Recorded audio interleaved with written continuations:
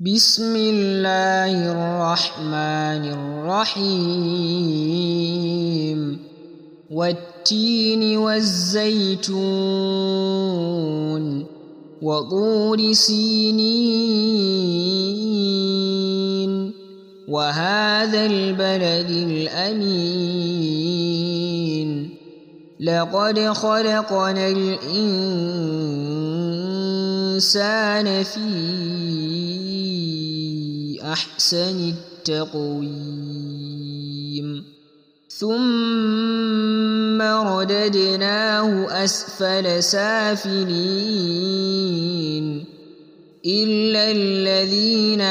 آمنوا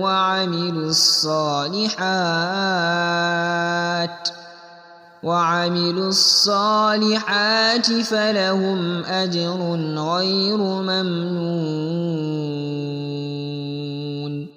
فما يكذبك بعد بالدين